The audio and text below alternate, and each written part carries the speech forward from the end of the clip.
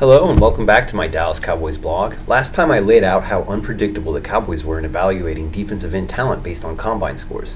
I was glad to find it out. The Cowboys as an institution have deep records and great players from far back in time. When Dallas shifted away from the 4-3, they only had Bill Parcel's demagogy to go on regarding player templates for the 3-4.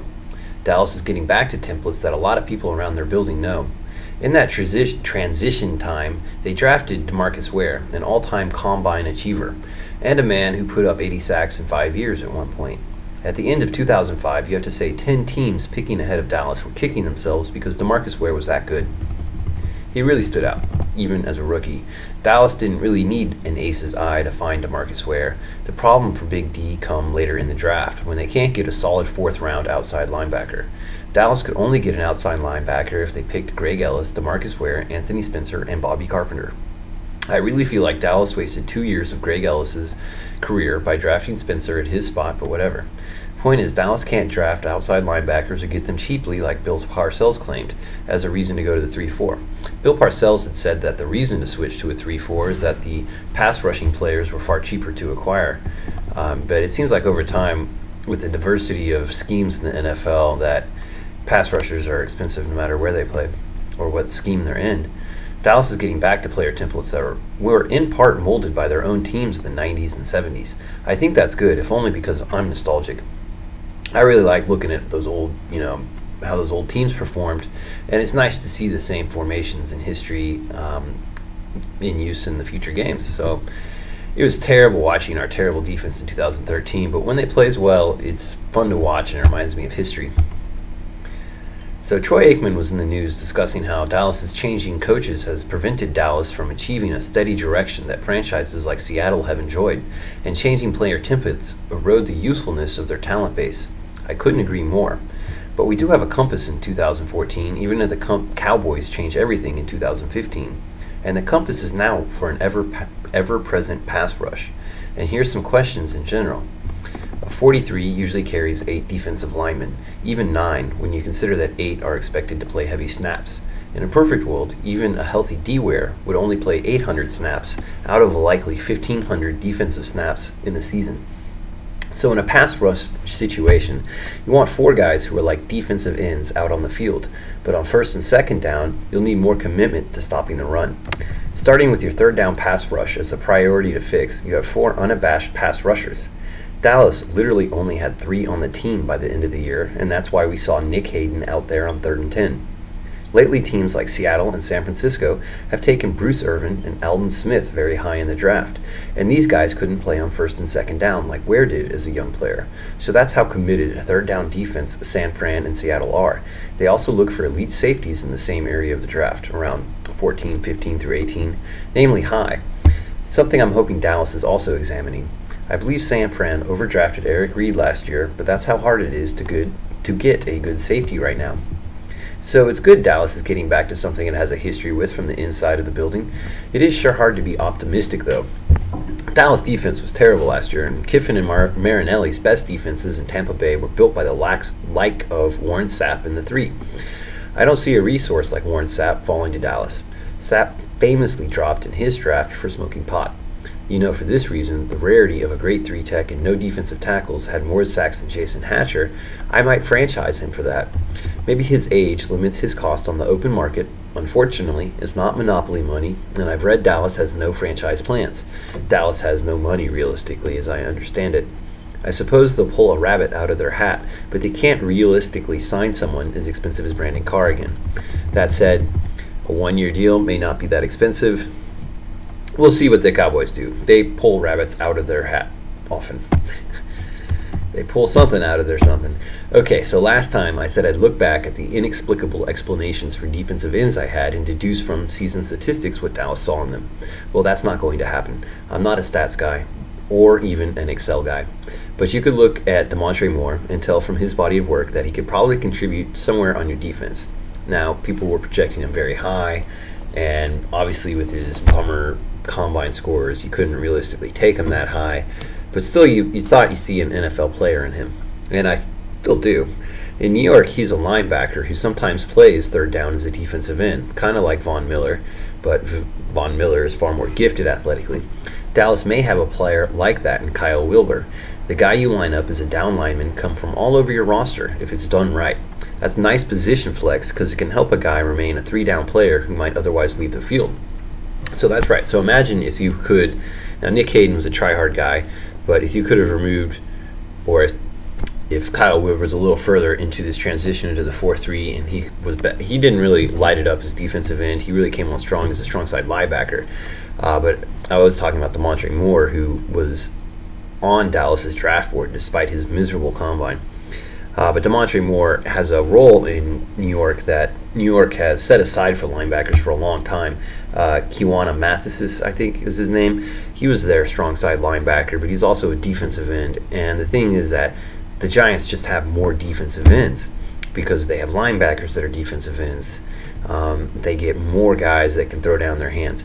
Now, there was a dude in Dallas named Akin Ayodele. It's been a while since he played in Dallas, and he was an okay player, but he also would line up at defensive end occasionally and get a sack on third down.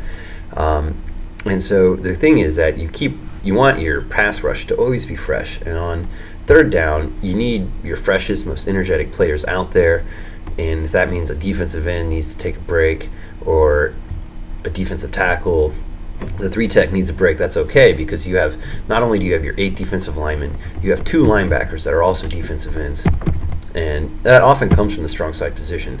So I remember the 2009 game where Dallas played the Saints. In that game, our stars, Ware and Spencer, really lit it up in the pass rush.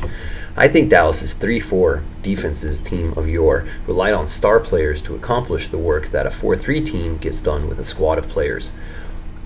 Dallas's outside pass rush for years has either come from expensive first-round picks or not at all. Dallas routinely overrelies on its stars. Dallas trades 2 picks for 1 player often enough, Des Bryant, Mo Claiborne, but we have seen that defensive excellence comes from depth.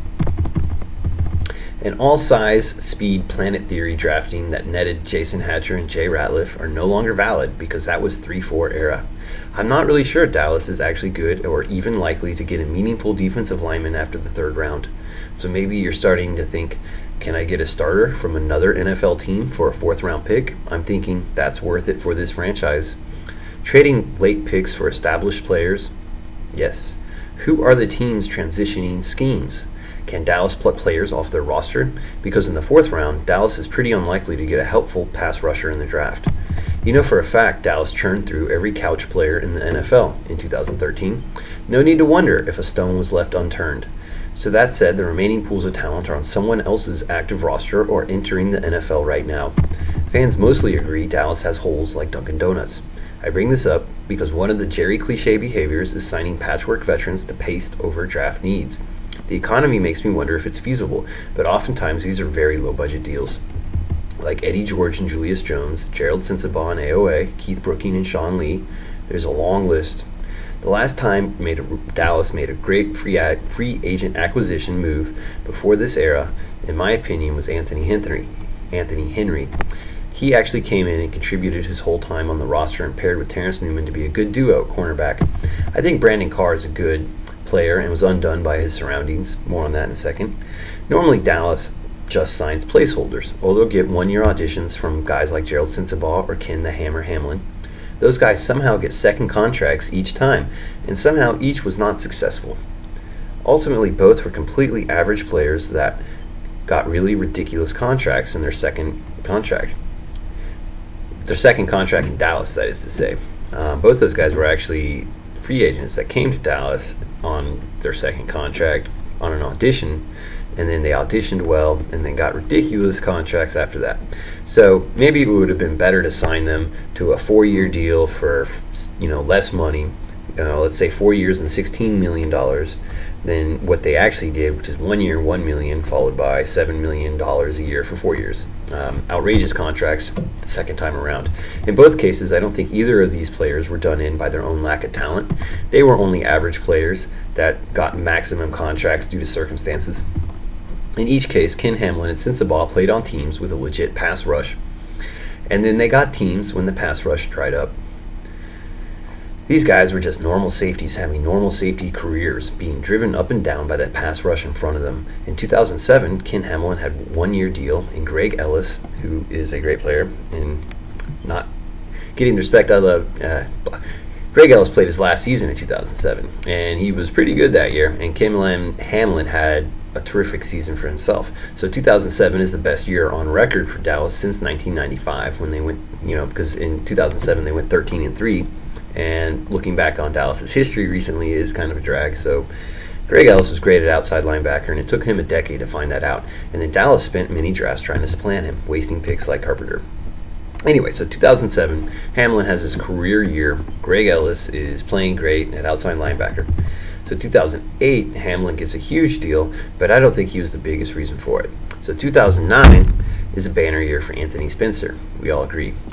So we beat the Saints with our awesome pass rush, and it was driven by DeMarcus Ware and Anthony Spencer. And Gerald Sensabaugh was the cog in the secondary. So 2010, Sensabaugh gets the big second contract deal. That season, Dallas started 1-7. Spencer was solid, but only got 5 sacks that year. Contrast that with Greg Ellis, who put up 12 playing the same position. Anyway, I think the story of our safeties is being written by our pass rush over and over again. I actually think we have talent in the secondary. Talent enough, that is, at the top 3 positions. I can even see the silver lining with Jeff Heath playing safety. He was a small school undrafted free agent, but he has the size and speed of an NFL safety.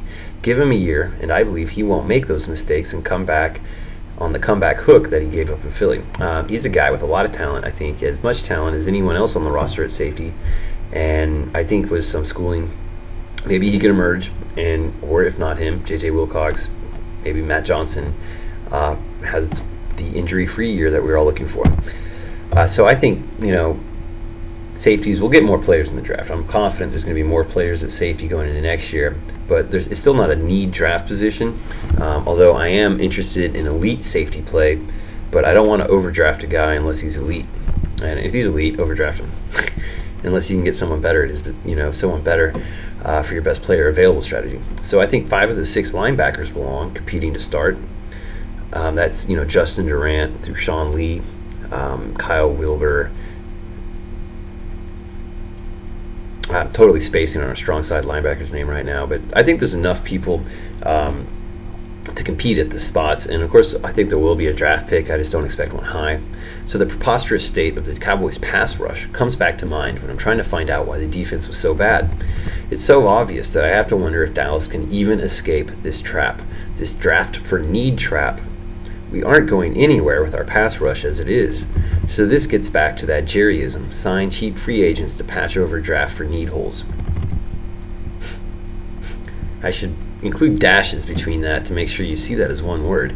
So in 2013, the defensive end market was actually rather cheap. I believe this is because teams want many mid-priced defensive ends rather than a handful of stars. The salaries for defensive ends last year could really work in Dallas's favor. The way I see it, as detailed earlier, I want 6 defensive ends on my roster and 2 defensive tackles. That's because a modern 4-3 has 3 DEs on the field on first and second down. So, your strong side defensive end, your weak side defensive end, and your 3-tech are all very athletic players that are comparable to defensive ends. The 3-tech is like a 1960s defensive end, and it goes back to the 1970s Steelers lining up Mean Joe Green at the 3. That's where the 3 combined with the 1-tech started as far as this Rod Marinelli scheme goes. So you have 3 guys who can really get into the backfield, and 1 guy strong enough to push 2 powerful men, and he's lined up at the 1.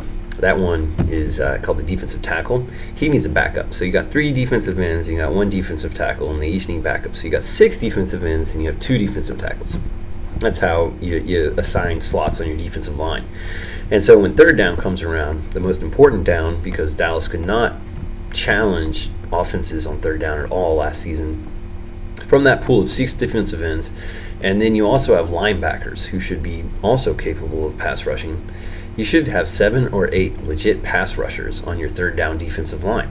So from all your defensive ends, and maybe you have a really gifted defensive tackle, and then from your linebackers, you should be able to pull out a pretty long list of players that can actually get after the quarterback. So while you want Kyle Wilber to be able to flex defensive end, a player like Bruce Carter, who I believe will rebound in his second year in the 4-3, you want to remain a linebacker. I want Bruce Carter to remain a linebacker because, first off, he's never really been trained formally to be a a hand-down player, but I also think he's a great blitzer. And so you do want to retain good blitzers in your linebacking core on third down. You don't want to take all your blitzers off the field or put them right on the line of scrimmage. So the question for the immediate future is, who will Dallas sign? Who will Dallas sign? Dallas infallibly signs some bevy of free agents to stave off draft necessity doom, but this year money is tight. To be real, I'd rather they fall on a sword and take a hit rather than be consigned to necessity. Have a vision and find players that fill it. No patchwork pieces anymore. You wonder if the entire defensive roster, left over from Rob Ryan, is in fact all patchwork pieces in the eyes of Marinelli. But in the eyes of Not For Long League, all players are such, so whatever. Just make it happen fast. What vets could help us? You have to wonder what Anthony Spencer is going to do. I'd love to think Anthony Spencer can get a one-year audition and maybe contribute to Dallas, but it doesn't seem like he's healthy. I do think he'll be affordable because I'm not sure he's going to be healed enough to contribute. Wish him the best. And I think he has a place in Dallas, but he might be rehabbing for a long time. And I wouldn't even expect to start the year with him healthy. So is Jason Hatcher.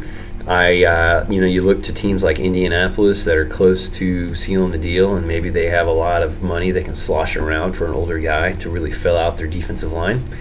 And I think Jason Hatcher might find some suitors on the market. So I'm not optimistic about those two. Usually Dallas has some guy from out of nowhere when they are on their game. Who was playing on the Browns? Did I say Browns? I mean the Argonauts back. Did I say the Browns? I mean the Argonauts up in Toronto. We're going to need a heroic quest like that of Jason and the Argonauts if we're going to get a defensive front that can help the team.